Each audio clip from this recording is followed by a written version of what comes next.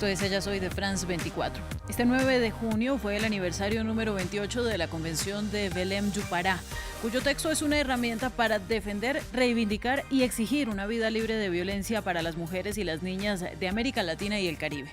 Solo en 2020 la región registró más de 4.000 feminicidios y el documento Belém do Pará, aprobado en 1994 en Brasil, ofrece los lineamientos para combatirlo y para modelar legislaciones que protejan la vida y también los derechos de todas.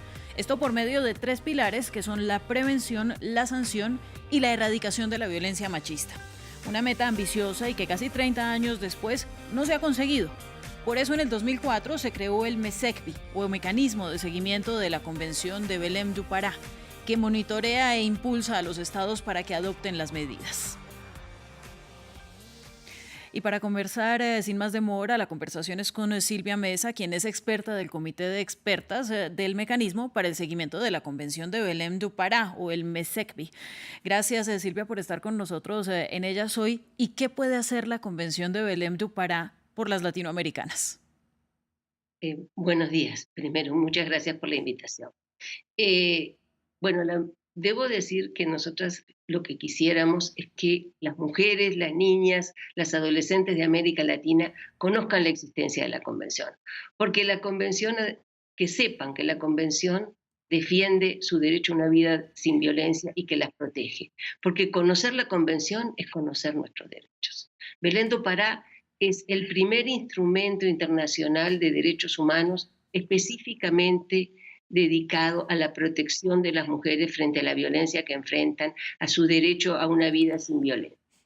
Y esto es sumamente importante porque la convención es más que un texto. La verdad, la convención tiene el MESECBI, este mecanismo de seguimiento que usted mencionaba, donde los estados presentan sus informes y se analizan y se les hacen recomendaciones. Pero además, la convención ha diseñado y puesto a disposición de los estados leyes modelos, una ley modelo sobre feminicidio o feminicidio, una ley modelo sobre violencia contra las mujeres en la vida política, y también tiene recomendaciones generales que explican a los estados cómo es la mejor forma de aplicar la convención en determinadas situaciones, ¿verdad?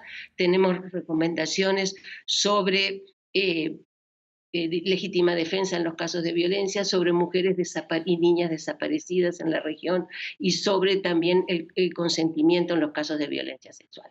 Y además tenemos todo un sistema de herramientas que ayudan a los estados y les exigen a la vez el cumplimiento de sus obligaciones para la convención. Entonces podemos decir que la convención tiene un impacto real, ¿verdad?, en la vida de las mujeres. Bueno, El pero, comité de pero expertas, Silvia, son ya 3 décadas casi desde la adopción por primera vez de este tratado que fue pionero en su momento contra la violencia machista, con todas estas características que usted nos menciona, que tienen ese tan anhelado enfoque de género que necesitamos en América Latina. ¿Por qué entonces sigue siendo un tratado poco conocido y más aún diría usted que poco aplicado por los gobiernos latinoamericanos? sí, hemos ido avanzando en la aplicación del tratado. Cuando recién se hace Belén do Pará, cuando recién se promulga Belén do Pará a nivel de la OEA, una primera reacción de los estados es hacer leyes de violencia intrafamiliar, ¿verdad?, que protegían a todas las personas de la familia, sin darse cuenta que lo que el Belén do Pará les exige es legislación específica para la protección de las mujeres, reconociendo que la violencia contra las mujeres es un problema de las relaciones históricamente desiguales entre hombres y mujeres. Entonces, ha sido un proceso muy largo con los estados, ha habido mucha resistencia en los parlamentos de la región, en los gobiernos de la región, a aplicar este tipo de medidas, porque cada vez que las mujeres ganamos derechos, hay algunos que piensan que los hombres los pierden, y en realidad no es así. Entonces, ha sido mucho la resistencia. Hemos avanzado, ahora ya hay muchos países que tienen leyes integrales de violencia contra las mujeres. La mayoría de nuestros países penalizan el femicidio, pero eso no es suficiente. O sea, para cambiar la situación de la violencia, como dice la misma convención, es necesario modificar los patrones socioculturales que la están reproduciendo. Entonces, eso es lo que garantizaría un cambio real en la vida de las mujeres de nuestros países. Pues Silvia, Pero es lento, discúlpeme, sí.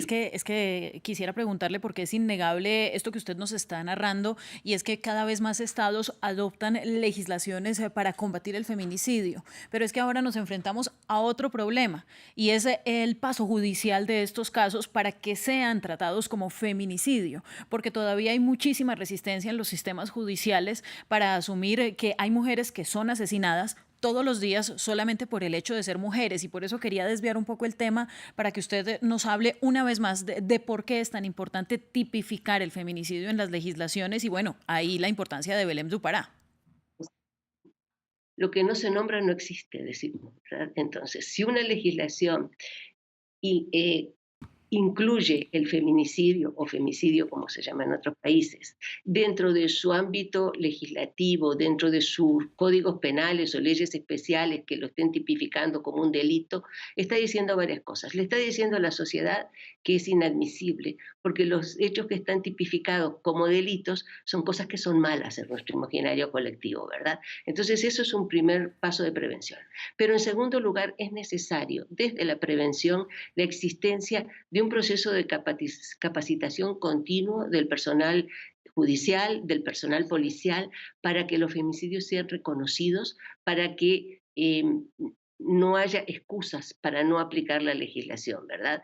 Porque hay muchos sesgos de género, hay muchos estereotipos, muchos prejuicios, estamos trabajando en eso en este momento, en nuestras sentencias muchas veces. Hay sentencias que se resisten a reconocer que la muerte de esa mujer fue por el hecho de ser mujer. Hay sentencias que reconocen que fue por eso, pero resulta que ella estaba engañando al señor, entonces estaba, y fue un acto de una emoción violenta. Y así sucesivamente, mientras el personal judicial no tenga el, la sensibilización necesaria, mientras no comprendan que tienen que ver estos delitos de violencia contra las mujeres de una perspectiva de género, vamos a seguir teniendo problemas en la aplicación de la ley. ¿Verdad? En la violencia sexual también nos pasa eso, ¿verdad? Que es difícil es demostrar que una víctima de una violación no consintió. ¿Por qué?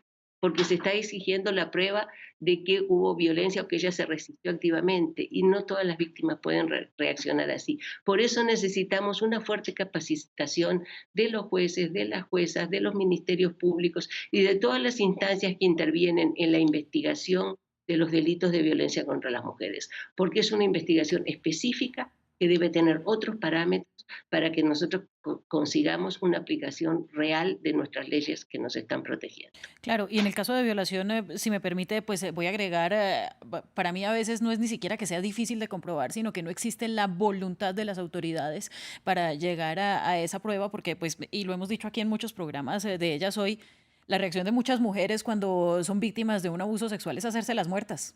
Y por eso es que no hay esa prueba de resistencia que usted tanto menciona. Bueno, una de las misiones del MESECBI es hacer mediciones de violencia en la región. ¿Qué me puede contar de esas cifras que ustedes han reunido tan juiciosamente en estos años? Bueno, tenemos algunos problemas con las cifras, ¿verdad? Porque no todos los países están teniendo las cifras al día. La mayoría de los países sí tienen cifras de atención, pero resulta que las situaciones de violencia no siempre llegan a los estrados judiciales, ¿verdad? No siempre son denunciadas ante la policía. Nosotros calculamos que menos de un 20% son denunciadas. Entonces, la única manera de conocer la situación de violencia de un país es haciendo una encuesta nacional. Ahora, las encuestas son caras. Entonces, los países siempre tienen otras prioridades y no priorizan las encuestas eh, digamos, periódicas de violencia contra las mujeres. Algunos sí lo hacen, ¿verdad? Hay países que tienen un intenso trabajo en medición de la violencia contra las mujeres, hay otros que tienen un buen trabajo con los femicidios, pero no siempre tenemos las cifras exactas. Lo que sí tenemos es que se hacen rondas de evaluación, los países tienen que entregar la información que les solicitamos, hay un sistema de indicadores y se contesta dentro de ese sistema y después se analizan las respuestas de los países y se le hacen recomendaciones a cada uno de ellos. Las cifras, como le digo, son difíciles de recopilar, pero sabemos por nuestra experiencia que la violencia contra las mujeres no decrece en nuestra zona. ¿verdad? No decrece.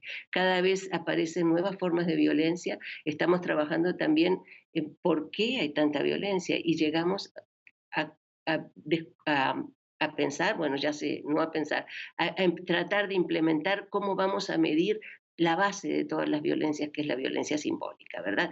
Que es esa violencia imperceptible que no se puede ver, pero a través de la cual se exige que las mujeres se adecuen siempre a los roles que se les han prescrito tradicionalmente, y que cuando se salen de ellos sean castigadas con violencia y se justifica la violencia. Entonces, sí queda mucho trabajo por hacer todavía y estamos enfocadas en seguir haciéndolo, ¿verdad? O sea, nos interesa eh, garantizar la implementación de la convención en todos los países, defender el derecho de las mujeres a vivir libres de violencia y alertar frente a las diferentes formas que va asumiendo la violencia contra la mujer.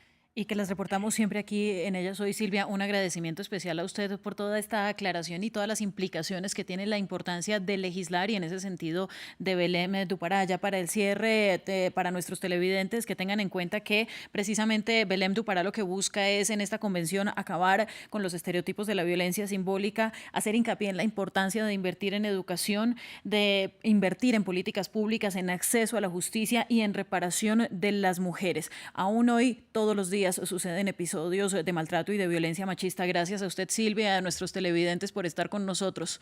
Nos vemos próximamente en Ella Soy.